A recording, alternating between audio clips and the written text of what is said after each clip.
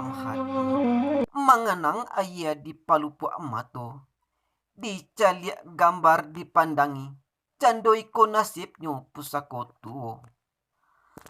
Atok tirih lantailah lapua, tonggaklah condong kasadonyo. Pintu tangga bandualah muak, janjang lerabah jo tanggonyo. Taisa bandua di tengah ruang, ndak mungkin lai lantai urang dudui.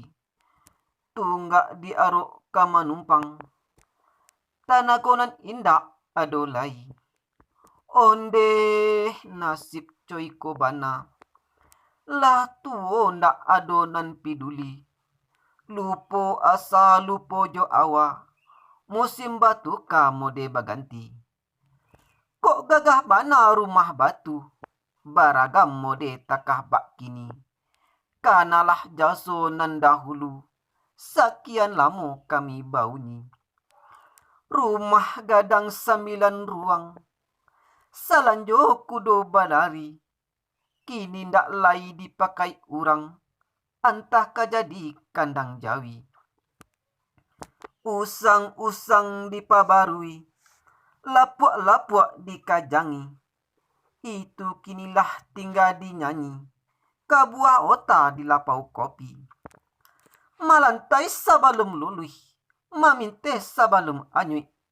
Itu kato urang saiswa, kini sakadar buah mului. Adatlah bakundang pai, saraklah lakeh dalam tubuh. Tak guno kampung dikanalai, rumah gadang biala runtuh.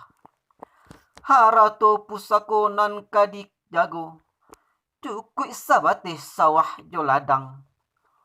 Kok paralu sampai pakaro, dan sampai lapeh ke tangan urang. Gadang air dari hulu, tandeh tapian di lendonyo. Raso pariso sarato malu, satu hilang pulo di bawoknyo. Awaklah barumah surang-surang, mode sesuai kandak hati.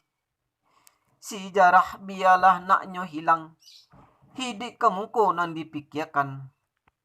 Di sekolah badan teramuaknyo, jasonan lamo hilang laleh. Mati nan indak bapusaro, namulah hilang ndak babake. Adonan piduli cie joduo, nyobekkan rumah nan baru. Tapi lah hilang fungsi joguno, dipakai sekadar menyambut tamu.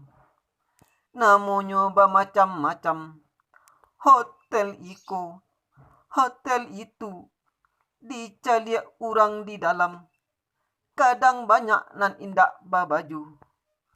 Ganja batu katambihan, guno tak labiah samantaro. Sayang malaki kebajalan, roda baputa jo awak lah lupa.